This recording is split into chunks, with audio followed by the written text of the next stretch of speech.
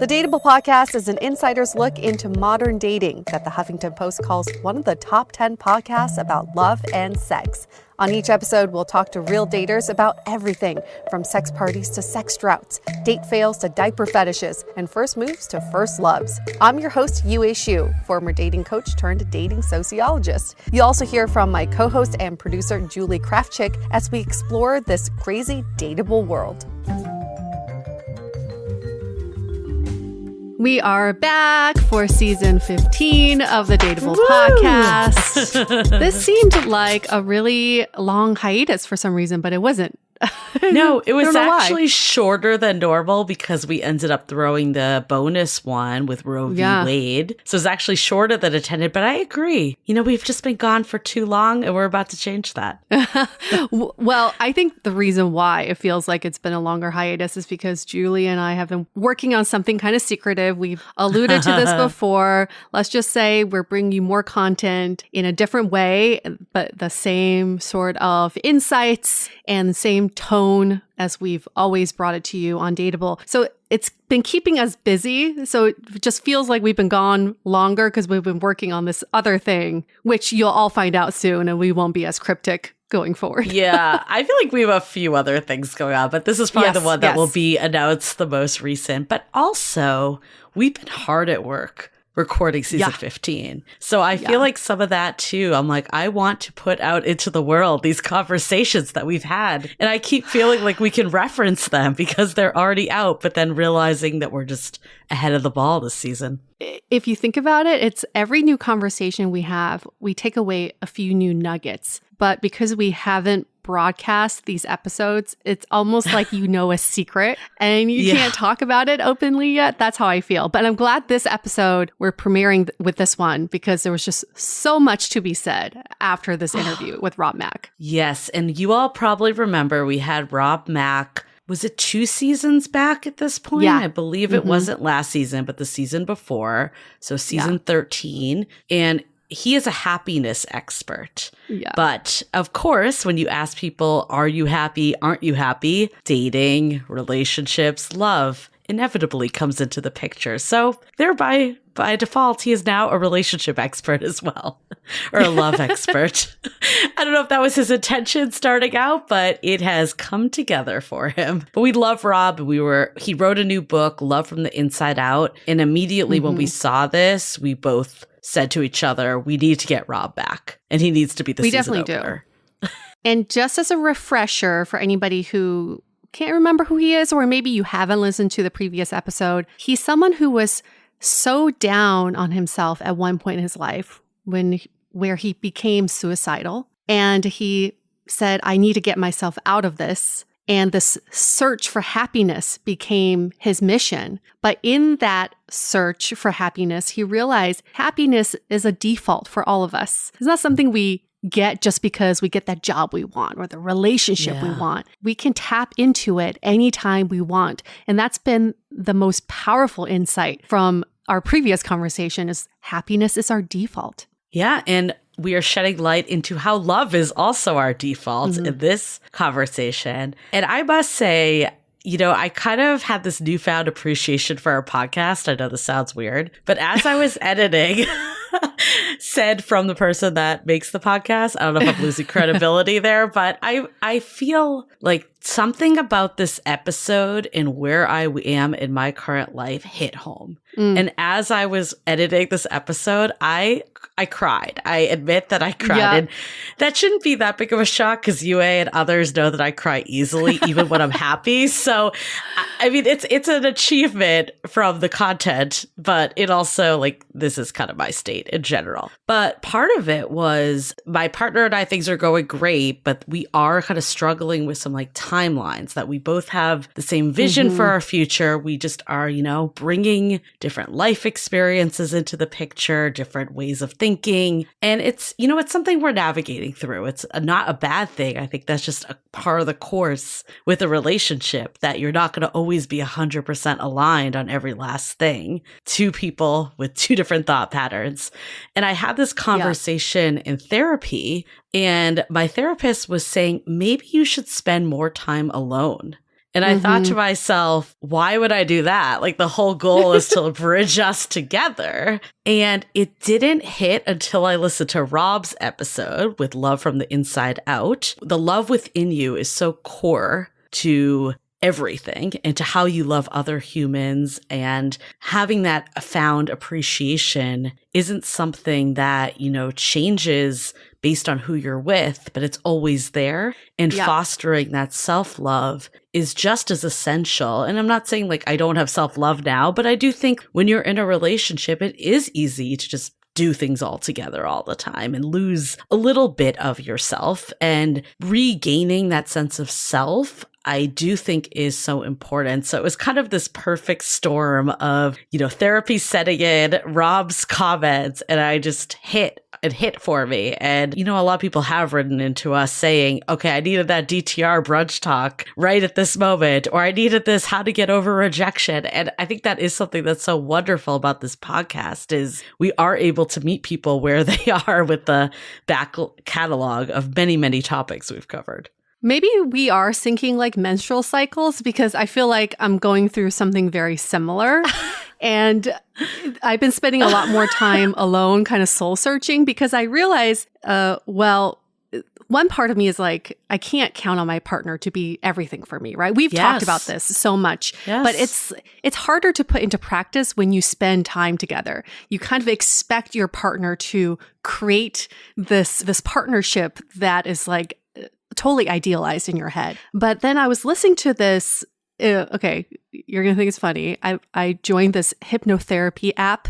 Okay. This guy gets on and he kind of hypnotizes you over the app. It's not really hypnotherapy. It's really like meditation. But he said, every day we have these magic moments that we can look for. But because we're just racing through life, we don't stop to think about what those magic moments are. And it dawned on me that my magic moments, I've been kind of relying on my partner to create these with me when I could create these magic moments myself. And in this meditation / hypnotherapy, he said, recall back to a time you experienced a magic moment by yourself.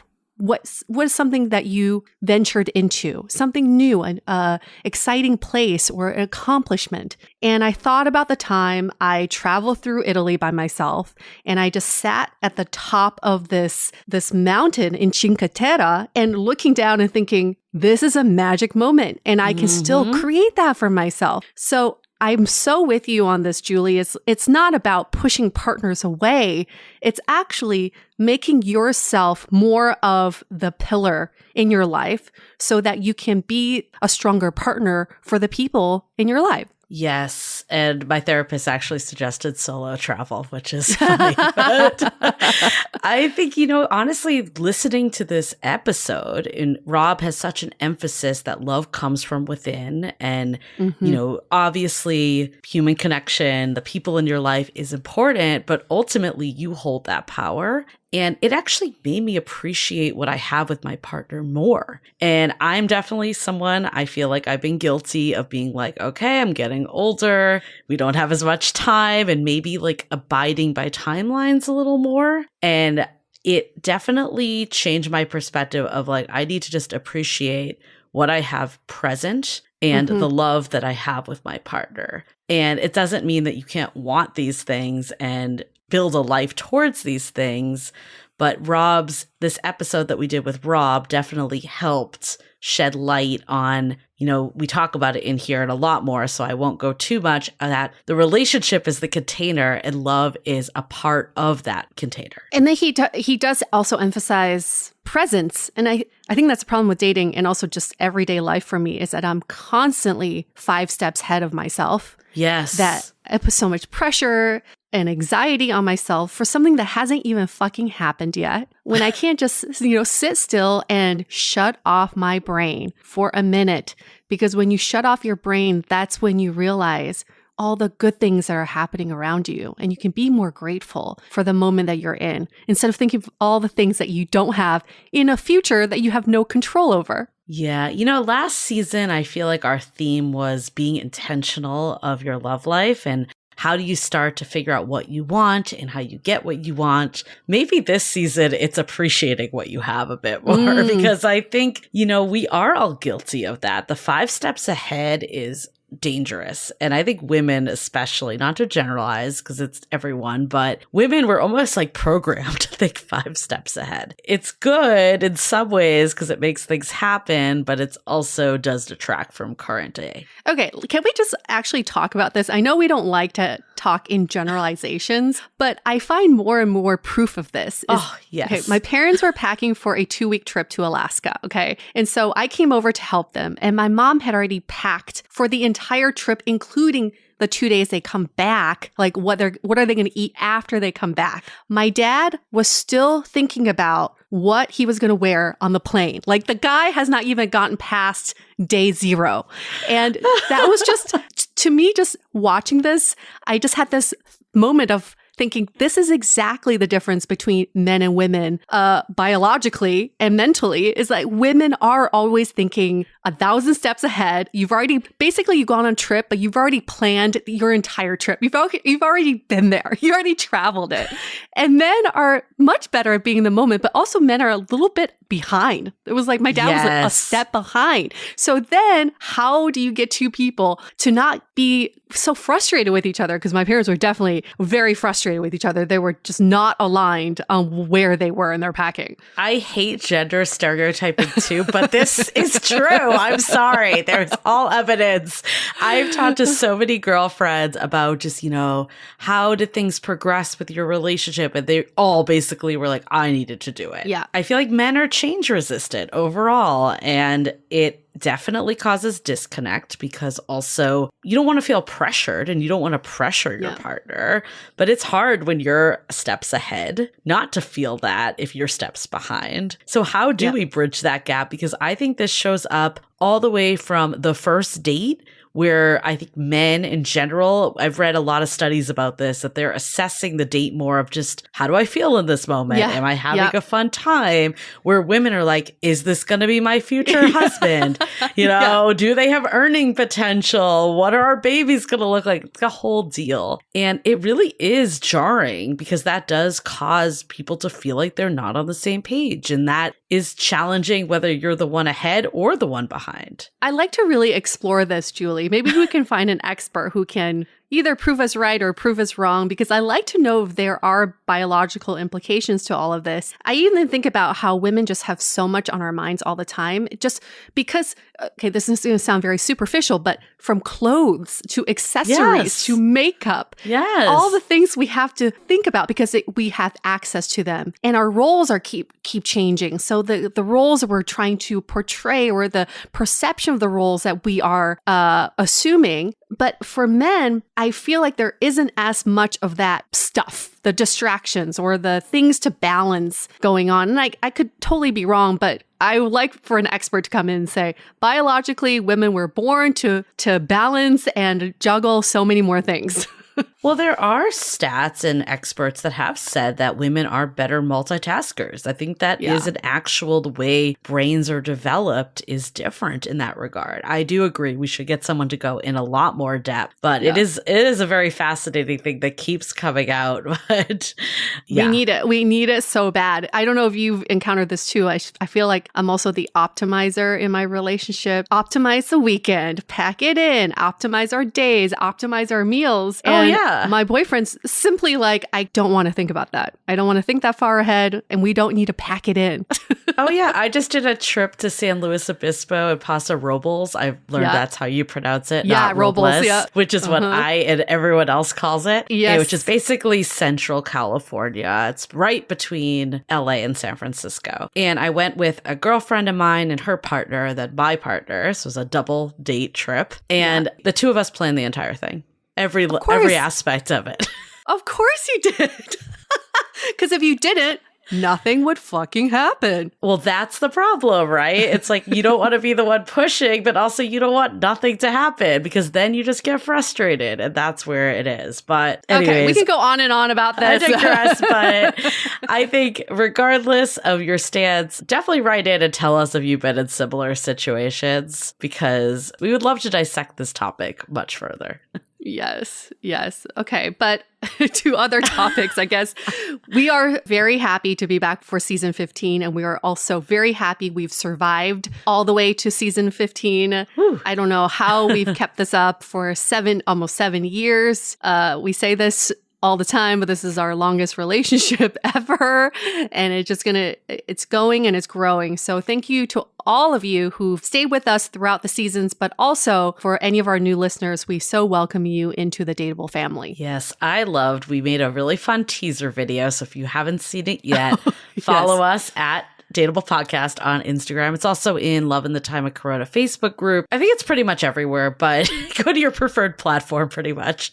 But I loved seeing some of the comments, especially on Instagram. I think that's where most of them were just oh my God, I'm so excited. I've been counting down the days. I love you guys. Like, you changed my world, like all this stuff. Sometimes, again, even though we've been doing this for 7 years, it almost feels like it's just Yue and I talking, or it's Yue and I talking to a guest. And it's really helpful to keep us motivated to hear those types of comments that we are impacting your life. And I love getting those emails of, I needed this right now because I definitely related with this episode, and hopefully others will relate with this episode and all the episodes. Yes. Okay, so some announcements before we get into it. You've already heard. Follow us at Dateable Podcast. Our TikTok is growing too. So if you are a TikTok user, 220 followers, guys. I feel like we had like 25 before, so it's getting better. This is why we need to put the plug out. My dog just looked up when I said 220. He's like, oh, that's is that a lot?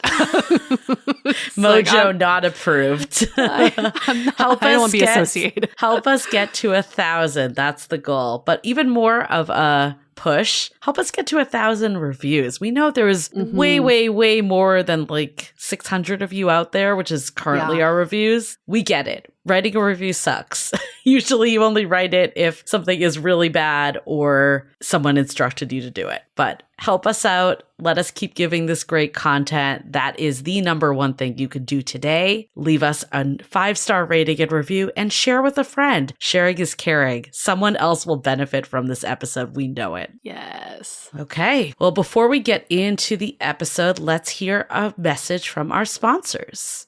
This episode is brought to you by Aurelia. Julie, I think it's time we pamper ourselves with some beautiful lingerie. What do you think? Oh, hell yeah. That's why I was so excited when Aurelia reached out to us. Yeah. Aurelia is a premium curated lingerie and sleepwear subscription box with 100% 5 out of 5 client ratings. Yeah, legit. The fun part is you get to customize your box. You fill out this style quiz about your sizes and preferences, and then they curate 2 to 3 pieces of lingerie or sleepwear per box. I love that. And the best is that it's delivered to your doorstep. I remember I hated going lingerie shopping because it's so freaking awkward to be doing something that intimate in public. Seriously. So the privacy was a major selling point for me. And also they're hassle-free and saves you time and money. And I like that you can try on different styles and get more adventurous that way. And they also only carry premium brands like Panache, Parfait, Midnight Bakery, and so many others. Love those brands. Shipping is always free for the US, UK, and Canada. And not to mention, Aurelia is owned by a fabulous woman of color. And for a limited time, Dateable listeners get 10% off their first monthly or seasonal box. Yes, just enter the code DATEABLE10 at checkout. Go to AureliaBox.com, that's AURELIA box.com, and enter the code DATEABLE10 for 10% off. Okay, let's hear it from Rob Mack. Love from the Inside Out.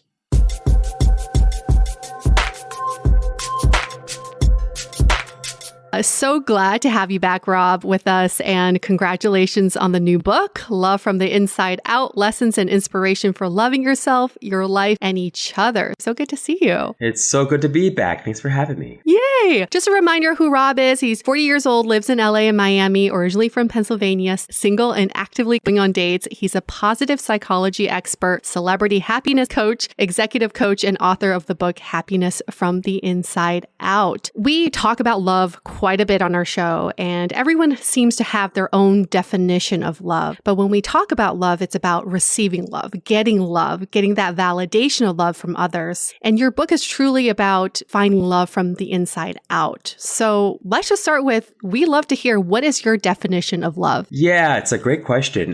My definition of love is your self-love shared. It's your happiness shared. We could go deeper and say that it's the experience of felt oneness with life itself. So there's life within you and life within me, and it's that shared experience of felt oneness that we all live. For those folks that are a little more esoteric or abstract, I'd say that it's the peaceful aliveness you feel inside your body, we'll call it that. I think lots of us get this idea that love is an exclusive relationship that you have with just one person. And usually it's a romantic exclusive relationship that you have with just one person. And I think that's an extraordinarily limited way of looking at love. For me, love is an inclusive way you have of relating to everybody and the entire world.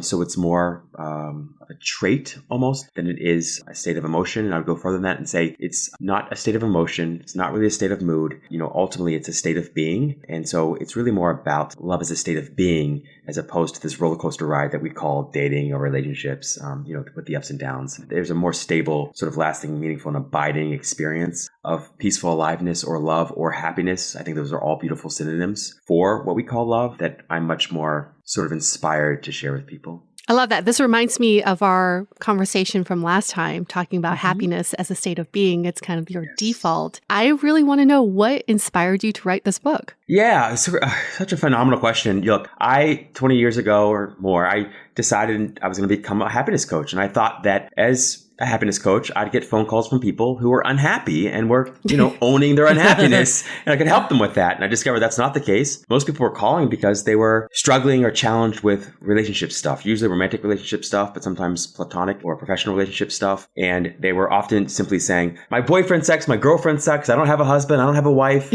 And so I felt like in that process and experience, I really wanted to help clarify some things for folks, including myself, so that we could all experience more happiness, more peace, and more love more consistently without having to wait for someone else to be what we want them to be or say what we want them to say or think what we want them to think. I wanted all of us to experience a more unconditional kind of peace and love and happiness. So it really came from that place of wanting to clarify for people some of the myths and misconceptions and flawed premises that we all operate under without being always aware of it. There was a part in the book that I really loved because I feel like you and I hear this a lot, and we have realized that this actually kind of is the demise of a lot of folks, is this overthinking pattern that we feel like we need to think our way through everything. And especially with love, especially in the romantic sense, you're so afraid to not make the wrong choice or to not get hurt or whatever it might be that we tend to go to this crutch of overthinking. What are your thoughts about how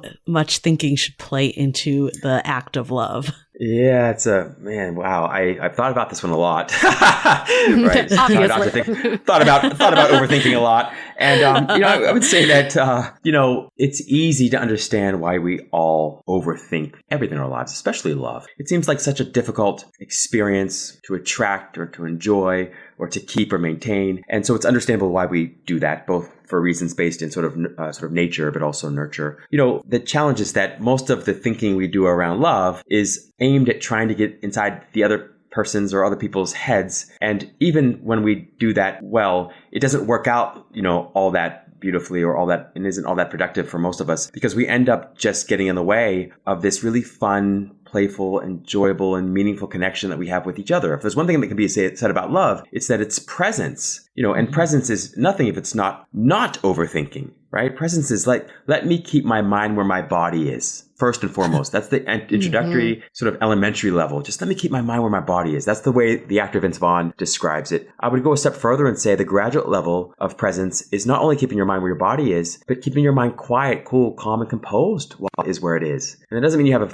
can't have a fun time. In fact, you have a much better time when you're not lost in the past or the future. You're just present with the person you're with, not with an agenda, not with an expectation of reciprocity, not trying to script or plan or plot every single thought or word or move. When you went into the research for this book, and you also alluded to this earlier too, is that we have these myths about love. And even the phrase finding love, Julie and I have a problem with that because it makes it feel like you're in control. So if you're ambitious enough, you can find love. What are some other myths that you really address in this book as well? Wow, that's what you said there is so poignant. It's true. Love is not an achievement, accomplishment, or an acquisition. So it's not something you achieve, acquire, accomplish. It's an acknowledgement of something that always exists within you. We'll call it as a state of being, but you often feel love even when a person that you're not with or aren't with is or isn't around, right? You can feel independent of who is around and who isn't around. So that's the first piece, is that, love is not something you achieve, accomplish, or acquire. It's something that you acknowledge always exists within you. I think also love is, most of us look for love in all the wrong places. And those places are outside of us, in the future, and occasionally in the past. You will never find love in the future. We'll never find it in the past. And you will never find it outside in the world. You can have and experience all kinds of relationships with people, and you'll have a feeling of love that you'll then attribute to the other person. But the truth is that, we'll call it feeling or emotion in this particular case, was something that was in you all along. Those other people and other conditions and circumstances encouraged you to feel this love or this happiness inside of you. But that love and happiness or peace is always within you. So I think that's kind of the primary flawed premise, is that love is something outside of you that you'll find or attract in a future that essentially never arrives. This is so counterintuitive to what modern dating is and what we're told we're supposed to be doing, right? It's getting something, and you're basically saying it exists within you, and it's about releasing, essentially, to also, find, I don't want to use the word find, but almost, attract someone else that's releasing love into the world. But why do you think then we have this mentality in society that this is something that we need to achieve? Because we definitely feel the same way, that it feels like, you got the milestone, you need to get married, you need to have kids, you need to do all these things to be a complete human being. And that drives so much of our actions. Why do you think that is? Oh, so many reasons. I'd say that first and foremost, it's, part of it we can blame sort of nature for. The brain is wired to achieve and accomplish and acquire. We'll call it self-preservation, but that's how we stay alive, right? We stay alive by looking for things we need, for avoiding fear and danger and risk. And, the brain is really wired to avoid problems, and it does that by seeking out problems to solve, right? So love feels like a problem that you need to solve. So there, and then, almost an implicit assumption that if you need to solve it, the problem or the solution isn't available to you here and now. It's something you've got to find in the future somewhere out there in the world. So part of it is a sort of, I think, a nature challenge that we're presented with. And, the brain is essentially well-intentioned, if we can, assign attention to it. But it doesn't always play out well in our personal lives, even our professional lives, but particularly around love. The other part is simply just nurture. If we pay attention or notice most of the messages and stories that we receive from the media, from TV and films, from very well-intentioned parents and priests and philosophers and poets, you often hear this sort of bad bill of goods that's sold over and over again. And there's an inference there that it's all about something you achieve in a future that you find, when the right person happens to stumble into your life. So, I get it. There's something kind of romantic about it for sure. And I would say that most cases with love, and say all cases with true love, reality is sweeter than our stories about it. It's much sweeter than that. It's much more accessible and available than that. So yeah, it's both nature and nurture. The premise of romantic love, we've also addressed this too, is people treat it like it's different from other types of love. I think about the unconditional love I receive from my pet. I have no expectations for my dog Mojo, but I love him regardless. But when it comes to romantic love, we have these gateways. I think people think, well, we're not aligned on our future goals, our intentions for this relationship, then I am not able to get to the point of love. What do you think about that mindset? Yeah, it's interesting, right? First of all, we enter into relationships often with an agenda. So, yes. Then you wonder at some point, are you really interested in loving someone else or being in love with someone else, or you're just in love with the idea of your own ideas and your own expectations, right? Often relationships you're really into two people who are in love with their ideas of the other person. It's their ideas they're in love with, their own ideas, not the other person at all, right? So I think that's in and of itself highly problematic. There's of course great opportunity there too, which is to love who and what is in front of you here and now. The other point that you make is a really valid one, which is we often think of romantic love as different from familial love or from platonic love, but it's really not. There's really only one kind of love, if we can call it a kind. There's just one, right? It's that felt oneness that you share with all sentient beings. It's just one. And sometimes if we mix sex in there or physical attraction in there, chemistry in there, then we call it romantic love. But that's something that love is not different. They're not sort of differences in love. There's just one kind of love, and you can call it your true nature, but it's that peaceful aliveness that you feel consistently all day, every day, that you're mostly or usually or consistently not aware of at all, right? It's just always there under the surface. And when the right person comes along in the right way, we feel it bubble up to the surface and we call it love and we attribute it to them. All of that is a little bit misleading. It doesn't really speak to the truth of where love is and how we can experience more of it. I mean, I think this is hard because I can feel myself conflicted on this too. It's like, I understand the pureness of love, but then also there are things in life that you want. So you want to make sure that if you're going down a path with someone, that you're on the same path. And, whether it's society's influence or whatnot, sometimes you do want to get married or have kids or whatever the future holds. How do you balance the two? Because I feel like we're told, be smarter about dating. That leads to thinking, which leads to overthinking, which becomes problematic. I'd love your take on this, Rob. Yeah, I feel you. That sort of inner conflict that you're speaking to, I think resonates with most all of us, including myself. The truth is, you can love everyone, but you don't need to like everyone. You can love everyone, and you don't need to spend your life with everyone, right? You can love everyone, and you don't need to be in a romantic relationship with everyone, right? So what I'm trying to encourage people to do is one, experience the kind of unconditional, immovable, unshakable love that doesn't come and go like the wind, right? That isn't dependent on other people and other places and other things to be just right, so you can experience this fleeting thing that we call love. So I'd say that is sort of the first piece, which is just, just because you feel something for someone doesn't mean you need a relationship with them. And just because you want love doesn't mean it's only excluded to romantic relationships. You can love someone and not be in a relationship with them. You can be in a relationship with them and not love them, right? And so we just want to discern. Now, in addition to that, I'm definitely a believer in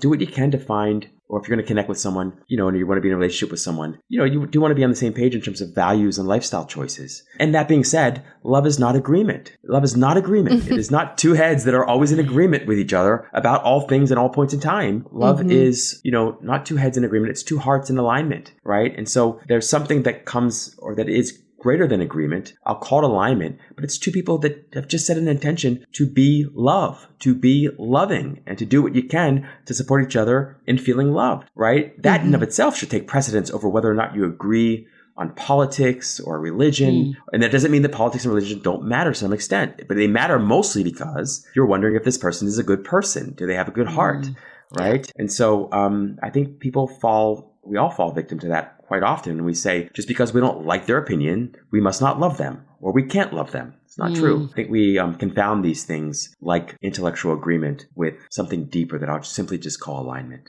What I'm kind of gathering is we almost conflate relationships and love. And of course, love is a component of a relationship, but it's not the entire thing. And, we had author Mark Manson on this podcast a while back, and his whole thing was love isn't enough. It doesn't conquer all, essentially. And I think that's kind of where I'm hearing from you, Rob. And I'd love for you to elaborate more because I can see you want to. Yeah, gosh, it's just so insightful. I love having a conversation with you all because you're just so insightful. You're clearly so well educated in this space. We overthink this. Fair enough. We're telling people not to be overthinkers. We are the queens of overthinking. So yeah, those are the best kinds of guides and coaches for not overthinking. People that have experienced it. Same reason I do what I do, right? Yeah. So yes. So you can think about relationship as the container and love as the content of that container, right? Relationship is the form that formless love takes. And this is where we, often get lost. Love is formless and faceless, and it can take any form that it, quote unquote, wants to take. So some, in the beginning, maybe it was a friendship, and then it turns into a romantic relationship. And then later you realize, you're not meant for each other. So you separate, and now it's a divorce, and now you're friends again, or maybe distant friends again. But the love doesn't have to, shouldn't serve the relationship. The relationship should serve love. And I think that's part of what I'm wanting to sort of remind us all of is that, love is the highest value, not relationship. And we actually sort of prioritize relationships above love. Relationships often end up becoming, not always, but often, it's like two security seeking individuals, sort of get in a relationship with each other and create this ironclad contract, then locks love out. It's like you enter a room and the room has fresh air and you're enjoying the fresh air and you're like, I just want to keep this fresh air in this room. It's just so good. So you shut all the windows, you close all the doors, and you're like, what happened? It was so fresh when I walked in here. It's so stale now. Open up some windows, right? This is essentially what we do consistently with relationships, and for good reason, but also for reasons that are questionable. It's jealousy and envy, and we want often to possess someone. I mean, love is, if it's one thing, it's certainly not possessiveness. It's not possession. It's freedom loving and freedom living and freedom giving experience. That's, I think, both the challenge and the opportunity. Are you really interested in love? Or are you just interested in a relationship? And just going off of that, when you're locking in a relationship too, why is this so many times we feel like we need the permission to love? Like if we love first, we've lost in this game of love. Why is it so hard for so many people to say those words and to lose in some, to some extent? Because it took my partner and I over a year to say, I love you, because those words meant so much that we didn't want to use it too quickly. That permission is very interesting to me. It is indeed. And I love that we've all been in those kinds of experiences before where you just want to hold on and wait. And, there's something also kind of sweet and beautiful and really exciting about knowing that you've got this next thing that you get to experience when you actually use the words.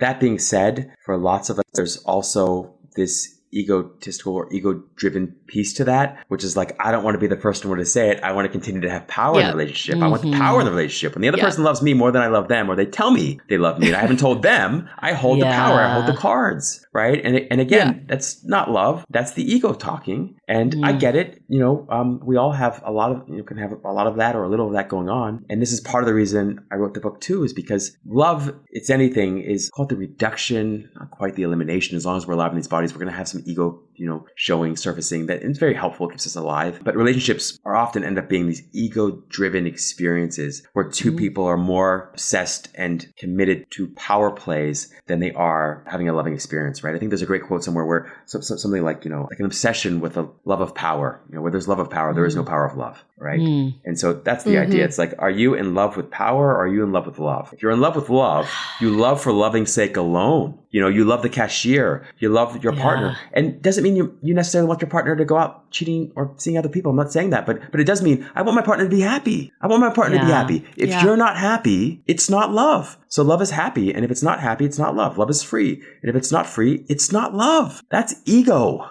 That is ego. Yeah. Why would you ever want anyone else to suffer, right? Just to make you happy. It's like, you can do that on your own. It's your job. They can do that on their own. It's their job, right? But I think that's important to remember, that often what goes by the name of love is anything and everything but love. I feel like ego is the number one thing that gets in most people's way of finding love and having love with others. And I know I've been there before where I've definitely held back because of ego. And, there's even times currently that I'll resort because of ego. Like, how have you, first of all, have you ever been in this position, and how did you kind of work your way out if you have? Because I feel like it's always helpful to hear how you get to the other side. Oh, I've experienced all the things, Julie. I mean, all of them, for sure. And how do you get out? Well, I think awareness is the first step, right? So I think what happens often is you notice these things about yourself or others, and instantly you end or land on some kind of judgment about it. It's wrong. They shouldn't be doing it. I'm wrong. I shouldn't be doing it. You want to let that aside. If love is anything, it's non-judgment, right? It's non-judgmental awareness. So just being aware that maybe you're coming from a less than healthy place, from an egotistical or ego-driven place. Just being aware of that. Just notice it. Don't feel compelled to change it, to do anything about it. Just notice it without judgment. Already, love has, quote unquote, entered the room. And that loving awareness often does the work itself. It does the transformation itself. Early in my experience, I would get in there and really try to fix it and force it and change it. And I can't be this way. And all I did really was repress what I was really thinking and feeling. And then it would surface later at some point in some really uncomfortable way, often with lots more pain and suffering, along with it. So just that awareness, that non-judgmental, loving awareness, or why you might be doing what you're doing. And if you want, you can explore that. You can go a little deeper. The challenge and the key really isn't to think about it so much, but just to notice. That noticing is transformative. That loving awareness is transformative. So I'd say really that. If you just did that, you'll find pretty soon, like eating something that feels really bad for your body, you just don't have as much interest as eating as much anymore. And then the next time you want to eat even less. And then before long, you're not eating any of it at all. You're like, this doesn't feel good when I eat that. That's such a great way of putting it. And it just reminds me of the times that my mom's given me love advice. Find someone who loves you more than you love them. Yes, I hear this a lot. I remember the first time I heard it and I was blown away. And I get it because it can feel safe. It feels safer, right? Yes. Yeah. You have the upper hand, right? It's a power play. Oh, I can do whatever I want because my partner loves me more than I love them. It's so funny to me now. It's just hilarious to think that she used to give me that advice. What about this notion that you were speaking about earlier is looking for love in all the wrong places? Because I think a lot of our listeners would immediately go to my city. It's the apps. It's the people. What is finding love in the wrong places? So it's in the world. All worldly places are wrong places. That means anybody or anything outside of you. What we often do is we say, oh, I'm so interested in love. I want to be in love. I want to experience love. But really what we want to do is extract love from somewhere else. Okay. It sounds like so sweet and so pure but it's like we're trying to extract. It's like, can I just give you enough that I can get back what I'm really ultimately wanting? Right. But if you think about that, it's like, even if that were true, that you can give enough to get back what you need. I mean, you're giving something. What do you call that? It's got to call it love. I don't know what else you call it. Right. But the idea essentially is that, if you aren't deeply self-loving, if you aren't truly deeply happy, you are sort of like a beggar. It's like you're completely broke, poor, and you're looking for someone in the world, and you're going out into the world, and you're looking for someone who, in all likelihood, is also very much that same thing. They're also broke, right? They're also poor spiritually, psychologically, emotionally. So you've got two beggars that come together in an effort to make each other better off. That never works. They will make each other worse off. They will fight and they will argue about what the other person should be giving them, but that person doesn't have, and vice versa, right? So yes, all worldly places essentially are wrong places. When you discover this infinite source and well of love that exists within you at all times, you can also call it happiness. You'll be surprised because you begin to find it everywhere, begin to see it everywhere, you begin to experience it everywhere. And then you get into relationships not to be or to become happy and not to get love. You get into relationships to share the love that you have, to share the happiness that you have, to share the self-love that you have. And it's great if they reciprocate it. We love it. And if they don't, it doesn't matter. There's always more where that came from. But it really requires someone who's clear enough to recognize or realize that love is its own reward. It's so good. Just a good example, just this show. It's fantastic to have this conversation. I love it so much. And if you all if it never went to air, okay, if I never heard or connected with you all again, I would, it will, right? I would, right, it definitely will. And if it didn't, I would say, my gosh, how can I have a single complaint? I just had the most incredible interview, the most incredible conversation with the most brilliant, beautiful people and souls ever. And I experienced that first and foremost. So whether you did or not, irrelevant, because I experienced it. If I get it back from you, wonderful. It's icing on the cake, right? And so it is true that the more you give, the more you get, and it's exponential in nature. But you do have to first be able to access that place from which and from where you can give it almost endlessly without a concern or worry that it's going to be reciprocated. That ultimately is where we want to be. It can feel aspirational for most of us. That's just fine. But it's good to remember that other people don't hold the keys to your love life. I love that so much, but I'm also thinking I feel like that sounds so difficult because we're wired to be like, what are we going to get in return, right? That is the way we're wired inherently. I think we're maybe American culture, maybe in other countries too, is inherently selfish. We're the center of everything. How do you start to free yourself from those stereotypes? Tit for tat. Yeah. So it's so interesting. So and you make a great point, and I don't disagree with you at all. I remember I read recently a book called Humankind, and it's all about the innate goodness of people, and it's really contextualized within history. So author does a great job of just talking about the ways in which we're actually, yes, on one hand, we can be quite selfish. On the other, we're incredibly generous and kind and loving for no good reason other than it's just part of our nature. It's who we are. And so I'd say first, it's looking for evidence that that's true, that we are innately loving and kind and generous, even the worst of us, right? I mean, think about how many times you open a door for someone, you let someone out in traffic, you give somebody some money, you lend somebody something of yours. All these things that you do, you get out of the way of someone else. Just these things, these little things that you do all day long, right? You're patient with someone when maybe they haven't earned it or deserved it. You let somebody go in front of you in line. Whatever it is that you do, just notice how often you do these incredibly loving, generous, kind things with very little to no expectation of reciprocity or expectation of reward. And in some ways, you could even argue that maybe you're a little worse off for it, objectively speaking. But notice also how good you feel in doing it. So the first thing is to recognize that even the worst of people still have their moments, right? They still have their moments.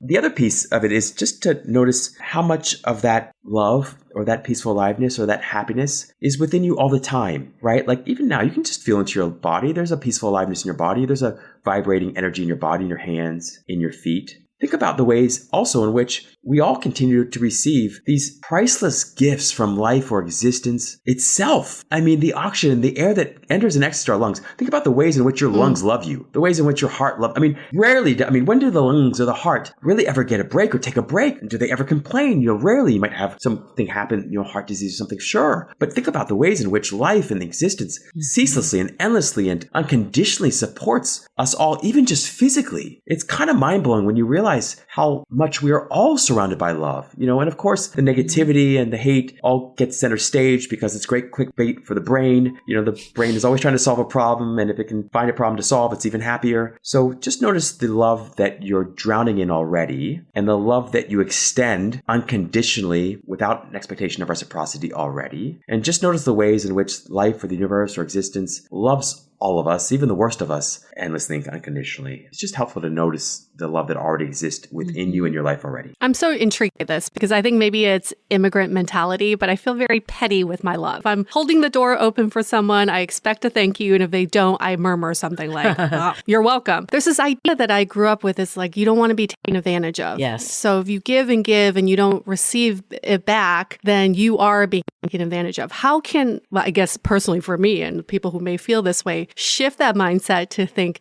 love, there's abundance of love, and let's just keep giving it. Guilty also. Yes, same, without question. So two things. First of all, notice that when you open the door for the person, your initial inspiration, incentive to open the door had nothing to do with an expectation that they would thank you. Just think about it. Did you think beforehand, this person looks like someone who's going to thank me? I'll open the door for them. Not at all. You just open it. That's how natural it already is. And yes, and then the brain gets in there and says, why the heck did this person not say thank you? So ungrateful. I'm not going to do that again, right? So I get it totally. So that's the first piece. And then also I think being loving doesn't mean not having boundaries. It doesn't mean being boundaryless, right? In fact, I would argue that the people who are most genuinely loving, meaning they are love, they exist as a state of love, meaning they are aware of their infinite eternal connection with the source of love itself, are really the only people that, one, love truly, right? And second, they're the only people who have healthy boundaries because they know that the source of this love is within them. So if they have to cut someone out or off, or they have to set a boundary with someone, there's nothing at stake. It's only the people that are truly struggling or challenged or don't or haven't found this source of love inside that really struggle with the boundaries. It's the people that aren't self-loving that struggles with boundaries the most, not the people that are deeply self-loving. So it's like, if you're infinitely wealthy, do you worry if someone stole $10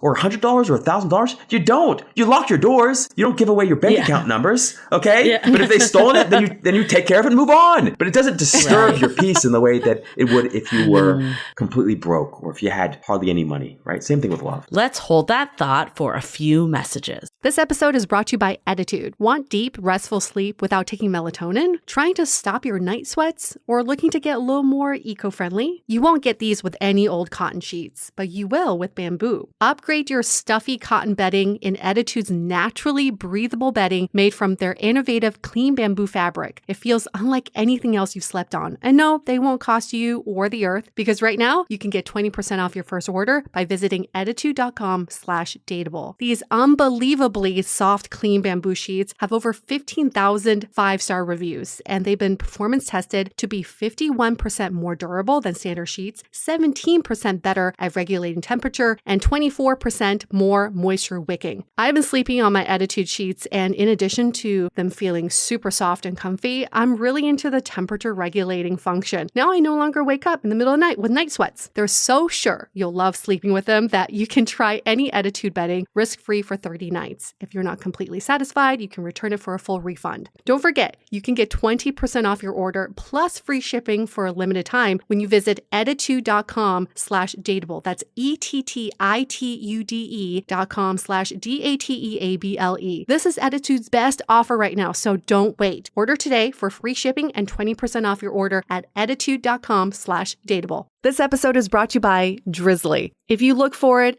every day has cause for celebration. Celebrate a friend for their promotion, baby, wedding life thing. Celebrate yourself for keeping the couch warm. It's no easy feat, especially if it's a big couch. Or maybe you just want to celebrate living in 2022 where you can get beer, wine, and spirits delivered from Drizzly in under 60 minutes without leaving said couch. No wonder Drizzly is the #1 app for alcohol delivery. And remember to share the love. You can get alcohol delivered to your friends and your coworkers. What a nice surprise. Right now, Drizzly is giving all new customers $5 off their first order with the code FAST5. So download the Drizzly app or go to drizzly.com. That's spelled DRIZLY.com and use the promo code FAST5. That's spelled FAST 5 for $5 off your first order. You're welcome.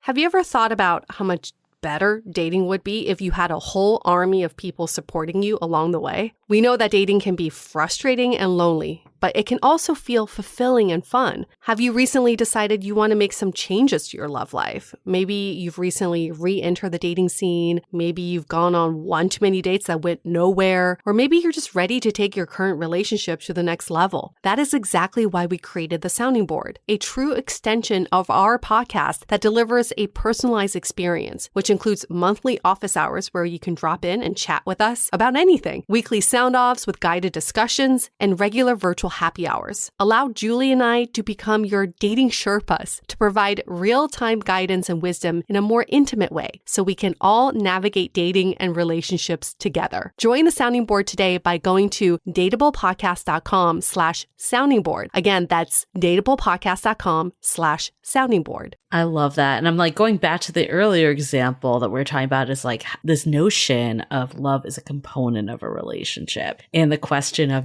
how do you balance what you want in life versus love? What I'm gathering here is, let's say you do want a family, and whoever you're with is not on the same page. It doesn't mean that you stop loving them, but you have the love that you can say, like, I actually want this in my life. I'm going to find a partner that's aligned with me. I'm a good student. Rob is giving me a great clap. teacher. You're a great teacher. Okay, it's clicking. That's where we're going with this. Absolutely. You can say to someone, I love you so much, and I would love nothing more than to spend my whole life with you, or the next 10 years, or whatever it is. And I really want kids. My life would feel more complete if I had kids. Okay. Or my life would feel more complete if I moved to Bali and I live there. I know you want to stay here. I love you. And so I love you so much, and I love me so much that I'm going to continue loving you. I'm going to continue loving me. I'm going to make this decision. And who knows what tomorrow will bring, or the next year, or the next lifetime will bring. But I'm not going to use anything or anybody as a reason to stop being love. I'm going to continue to be love. Mm-hmm. And I can also make another decision or another choice. Love doesn't mean doing what the other person wants all the time. It's not it at all, And I know that I struggle with that a whole lot because I'm a people pleaser, feels like by nature. And I want everyone to be happy all the time. And I want everyone to feel loved all the time. So that's often meant me betraying myself. But self-betrayal is still betrayal. In fact, I'd argue it's the highest betrayal, right? Mm. It's still betrayal. It's the highest betrayal. If you betray yourself, who's left to love the world if not you, right? So it's important to be clear.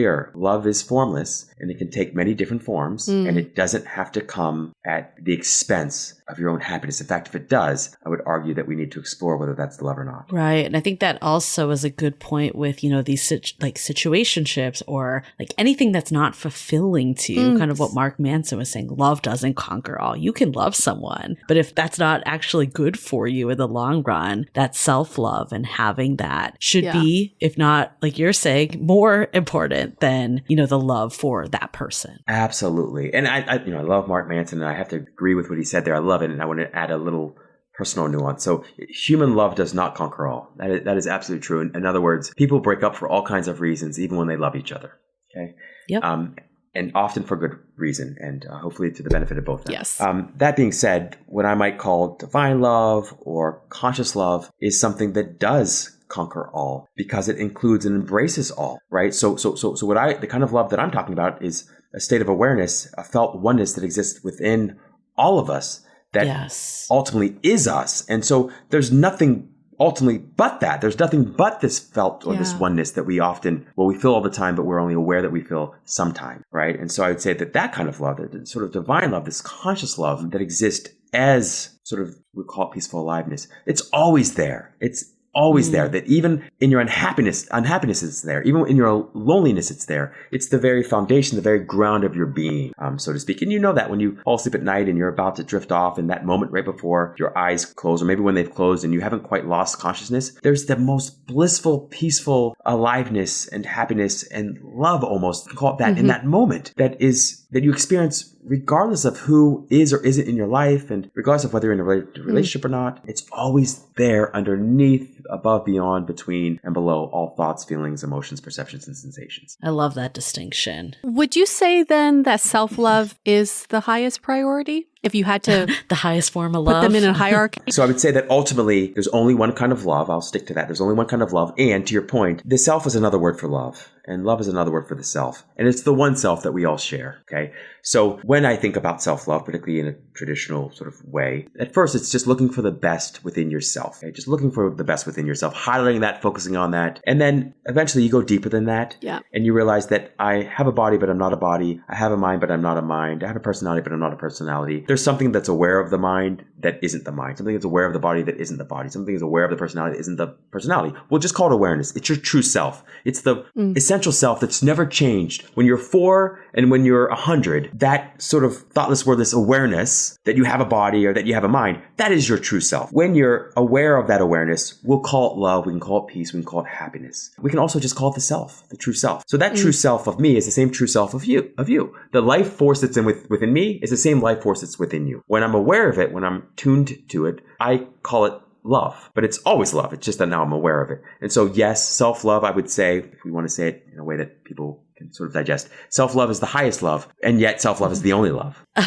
I'm all for self-love, and I 100% agree with you, because I know personally for myself, when I got to a place of, not needing a relationship and just being content with who I was in my life and happy, that's when I found a relationship, or that's when I invited a relationship into my life. But I feel like at the same time, so I'm 100% agreement, I also feel like the word self-love is so cliche at this point. You think of affirmations and, self-help books and all the stuff. How can you break it down for folks, Rob, of more tangible ways that aren't as cliche of what does self-love even mean? Yeah. So we can do it in sort of at levels. So I'd say the low-hanging fruit, to your point, is often what you hear there in self-help books or in, different kinds of places. But what you hear is, and what I would strongly recommend to people who are just starting their self-love journey, is keep a self-love journal.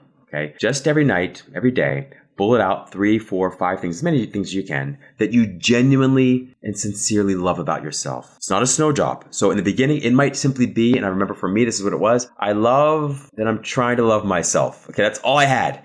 And I kept, so that's what I wrote for 15 days in a row, was I'm trying to love myself. Okay. That's Good all enough. I got. And then eventually something bubbled up and I was like, oh, I do actually care about people. I genuinely care about people. I don't want anyone to be hurt. Even people that hurt me, I don't want them to be hurt. I added that to the list. And then what I noticed was the more I did this sincere heart, the list kept growing and growing and growing. I stayed off the things that seemed unlovable. And after a period of time of focusing all the things about myself that I genuinely loved and appreciated, when I looked back at the unlovable things or seemingly unlovable things, I even started to feel love for those things. So I would say things like, gosh, I hate the way I look and the way I talk and the way I walk. And after a period of time of focusing not on those things, but the other things that I genuinely loved, when I looked back, I said, I always thought I was the ugliest person in the world, but maybe I'm the second ugliest person in the world or whatever, right? So you just start realizing, oh my gosh, it's bleeding into this really positive, in this really positive way into the other areas of my life that I always thought were unlovable. That's stage 1, okay? The deeper dive into self-love is then just becoming aware of the thoughts and feelings, sensations, and perceptions that you have without judgment, right? So another word for love is non-judgment. Just notice what you're thinking, what you're feeling, moment to moment, especially when you're triggered. Just notice it. Don't get in there and start judging, condemning, shaming yourself. Just notice and try to do the same thing with other people, okay? That's maybe step 2 is just a non-judgmental awareness. At some point, you then turn that awareness back on itself, right? So you come to realize, I'm noticing the thoughts and feelings I have without judgment, and I'm just breathing through it. And at some point you realize, well, what is it? How can I both be this awareness and what this awareness is aware of? So in other words, am I body and mind, or am I this thing that's aware of the body and mind? So you sort of turn the awareness back on itself and you're like, that's interesting. I keep shining this light of awareness on my thoughts and my feelings, perceptions, other people, and I do it non-judgmentally. And if I look or just notice that awareness itself, it already is full of peace and love and happiness. And so like a dimmer switch, the more we'll call it practicing the presence. You can call it practicing the presence of awareness, the presence of presence, or the presence of God, but it's just noticing the noticing. It's just being aware of the awareness. That in of itself is peace, love, and happiness that you're looking for. And when you spend more time just feeling that, sometimes I say just feel into the peace, soul, aliveness of your body. When you just feel that, it's like a dimmer switch that you turn up. And before long, it becomes your predominant experience. It takes the place in the foreground, whereas everything else goes to the background. And that bleeds into every other aspect of your life too, because that scarcity mindset starts to subside and you start feeling the love. So therefore you're able to share it. That's right. Yeah, 100% agree. I think it's not about updating your profile. It's not about, swiping on the right day of the week. It is, coming with a full plate. And I 100% agree on that. But then the one thing, I'd love your thoughts on this, Rob, there's a line, right? You can work on yourself forever. You can be in like self-improvement mode, but then that's not necessarily like finding you or getting you to the place of what you're looking for. If you're looking for a romantic partner, and also it's never done, right? Like I even today am working on myself. It's not like a one and done thing. How do you balance the two? So you're not coming from this place of deficit, but also you're not just waiting forever for something to happen. Yeah. Wow. I mean, it's just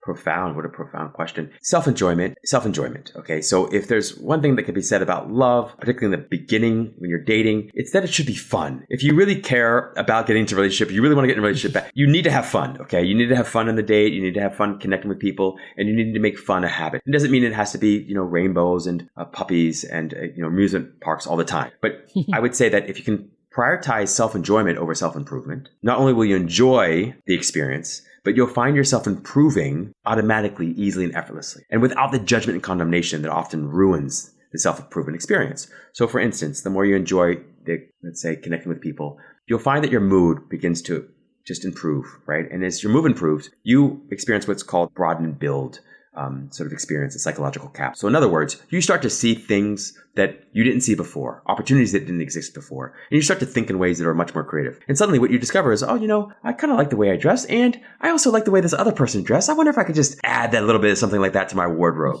right? Or you say, I feel good about the way I look, but every now and then I feel like I could probably do a little something, improve my appearance. But it's not from a place of condemnation or a deficit-based place or none of that. It just comes because you're enjoying yourself so much, and you get this creative little insider idea that maybe I'll just make this tiny little tweak. And it ends up being a significant tweak, right? So you're right. If you prioritize self-improvement over self-enjoyment, not only will you not enjoy yourself ever, rarely, okay, you also will not do a good job of improving yourself in meaningful ways. You'll do a lot of things that seem really important, but you really won't make the significant, meaningful difference, which is one ultimately in mood, or I'd call it a state of awareness, but it's that, right? If there's one thing that positive psychology has shared or revealed to us, it's that happy people are better lovers. Yeah. They're more attractive, literally and figuratively. They attract more people, and particularly happy people they attract more of. And they also attract better opportunities, better circumstances and conditions. They also get married earlier, stay married longer, and happy in all the relationships, whether they're married or not, right? So if there's something you want to improve your happiness. We'll call it self-enjoyment. But if you do that, I promise that will lead to all kinds of other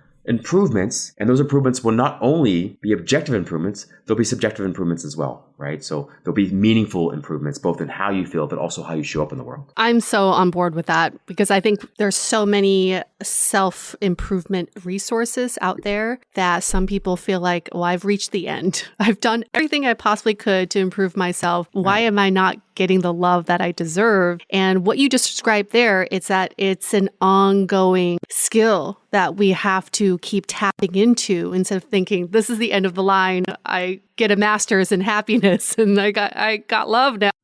So I really enjoy listening to that. How would you address the people who feel like they had a great love that got away? I will never find a great love like this person again. Well, it's a great reminder that the great love you're really speaking of, but might not know it, is of course yourself. There's that. So that experience came through you, and I don't know about you all, but maybe I know I've been in relationships before, you've dated someone before, and you maybe have romanticized the past, maybe a little or a lot. And then, 5 years, 10 years later, you reconnect with the person, you run into them, and you just think, what was I ever so interested in with that, right? And how were they? And you just think, wow, it's fascinating. Yes, that's if it was the person, wouldn't it still be that person? Wouldn't I still feel the same way? So the brain has this incredible ability to romanticize, can also catastrophize the past. But in this particular situation, the mind can run away from us. So I would say that ultimately, people and the world itself is not designed to make us happy or to make us feel love or loved all the time. That's not the purpose. The purpose is to lead you back to the source of love and happiness and peace that exists within yourself. So that great love you experienced, you think was a moment in time and was about a relationship, but it wasn't about some moment in time. It's about the timeless moment, which is the now. And it's about the relationship that you have with yourself, not that person or anyone else. Ultimately, of course, that benefits everyone else. But really, the lesson learned there is I was able to experience the kind of love that to this day I still remember. And that love, the source of that love, exists within me all the time. What can I do to dive more deeply into that experience here and now? So instead of trying to get back into the past to relive that experience or, reach out into the future and live that experience in some future moment, how can I experience more of that right here and now? If I care about love in the future, how can I make love now a thing? How can I put more time and energy into love now? And the more you can love and enjoy this current moment, this present moment, the more you'll find, quote unquote, love showing up in the future over and over again, right? So if you care about the future being full of love, make this moment full of love. Before we get into takeaways, I think this whole part around turning it to yourself and love being synonymous with yourself. We hear, all the time people frustrated in dating because no one, wants them, essentially. There's this feeling of needing to be chosen in dating, and it starts to make even the best of us, when it happens a lot, feel unlovable. What's kind of like a parting piece of advice you would have for someone that's in that state of feeling unlovable and not seeing the love within themselves? Yeah.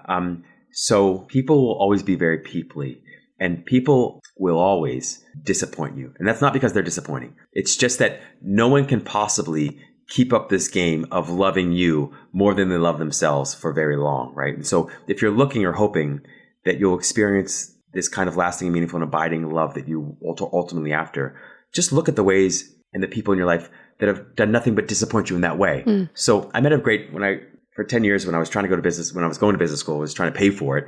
And I worked in an entertainment business, and I was doing modeling jobs. And mostly it meant I was unemployed. Booked some great jobs, but also, it's a hard business. And I had a photographer early on that said, Rob, what makes for a great or spectacular picture, don't you? I said, no, I don't. What is it? He said, every great picture makes a promise that it cannot keep. And I would argue that every experience, condition, circumstance, and person in the world, very well intentioned, makes a promise that it cannot keep. And the truth is, that's a great service to you. That does a great justice to you. It would be a much greater inservice and injustice if people made you dependent on them by loving you exactly the way you want to be loved at all points in time, because you would be led away from the very source of peace, love, and happiness within you. And so it's not the world's job, and the world will always suck at making you feel what you want to feel, and other people will always suck at making you feel what you want to feel.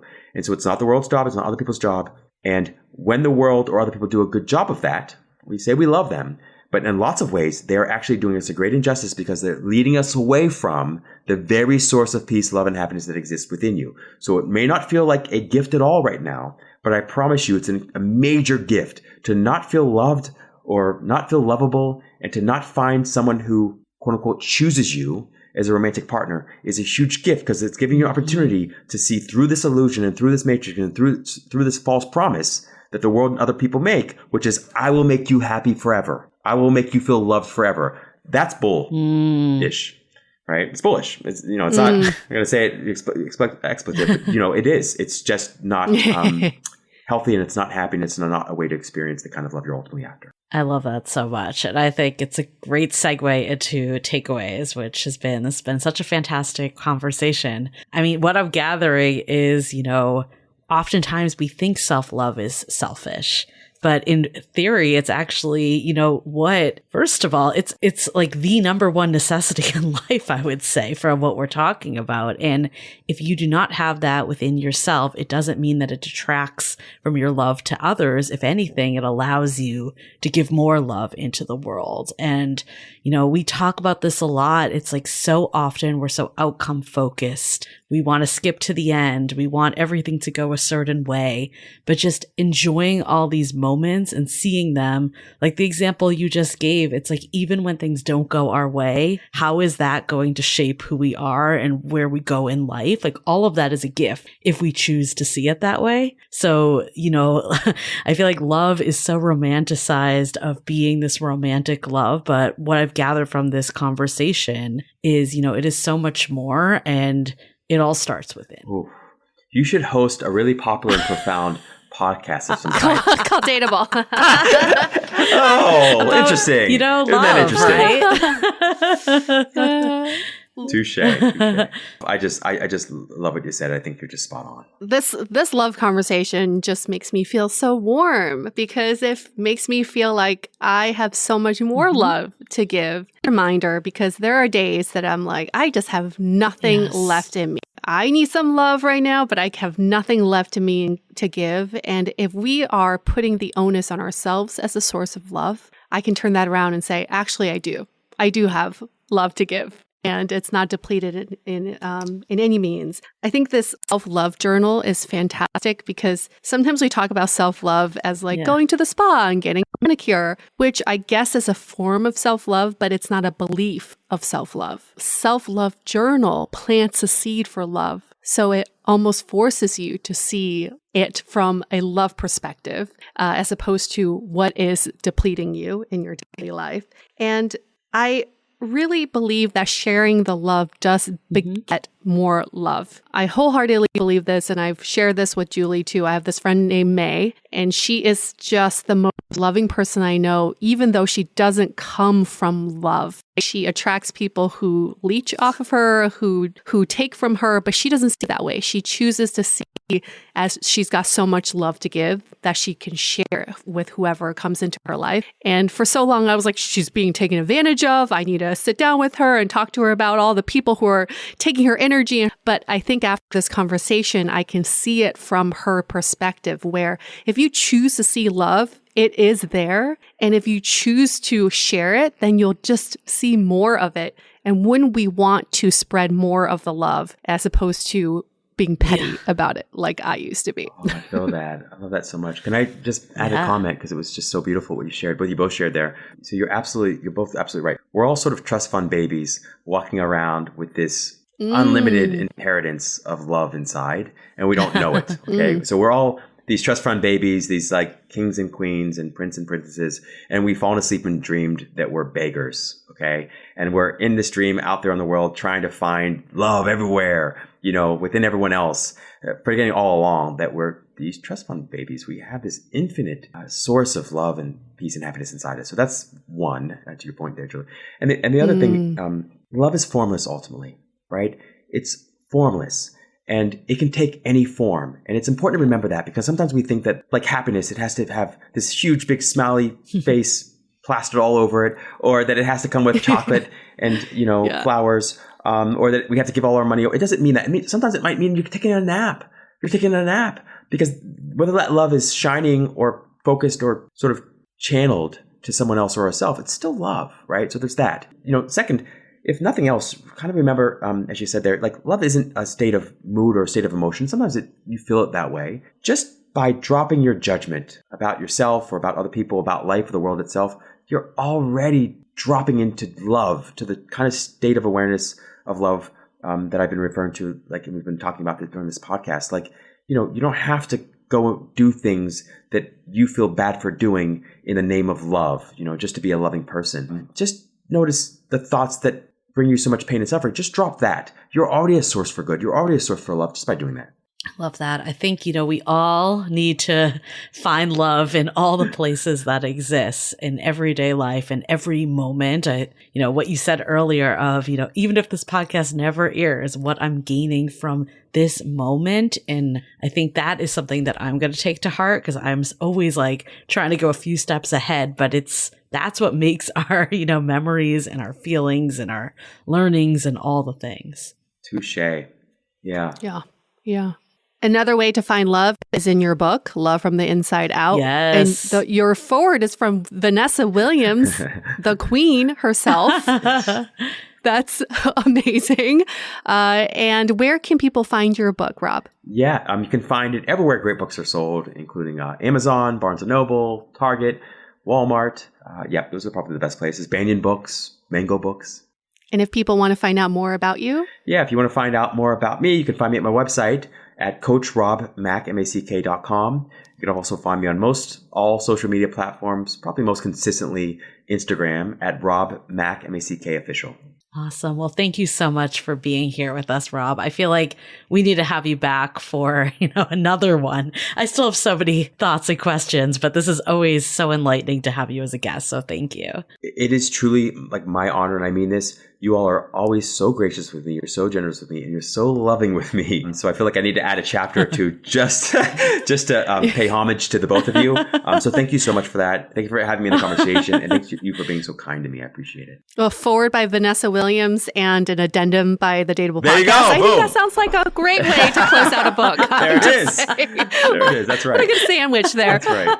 Also, just want to say, for everyone listening, thank you so much for listening. I hope you all felt the love from this episode. We certainly did. And if you did feel the love, give us a rating and review on Apple Podcasts. 5 stars, maybe a little something nice. We always love that because we do reciprocate that love with good content each and every week. But you don't even need to. It just makes you feel good, right? I mean, to we put don't that out expect into the universe. But it does make the world go around if you do. And on that note, we're going to wrap up this episode. Stay dateable. The Dateable Podcast is part of the Frolic Podcast Network. Find more podcasts you'll love at frolic.media/podcasts. Want to continue the conversation? First, follow us on Instagram, Facebook, and Twitter with the handle @Dateable Podcast.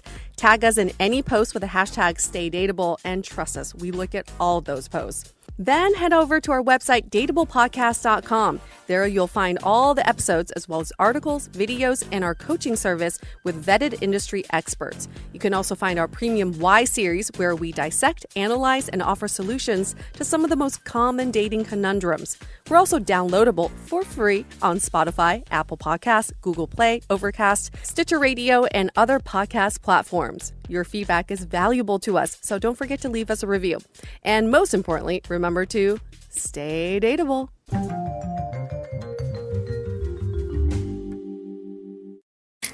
Hi, welcome to your neighborhood pharmacy. Hi, I've got a prescription for diabetes test strips. How much is the copay? Well, it depends on your type of commercial insurance and factoring in your yearly spend, subtracting the deductibles, also depending on your monthly allowance. Why can't there be a better option? Or you could try Contour Next test strips. A 35 count's only $19.99 over the counter and proven to be highly accurate. Go to contournext.com/radio to see if over-the-counter strips are a more affordable option for you. I think I'll try Contour Next. This summer, LL Bean invites you to simply step outside and enjoy the fresh air and sunshine.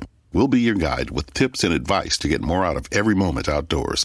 Here's a fly fishing tip that has nothing to do with your casting. One of the most important pieces of gear you can bring is polarized sunglasses. Like X-ray specs, they'll let you see everything under the water much better, including the fish. For more fun ideas, easy how-tos, and inspiring stories, visit llbean.com/guide.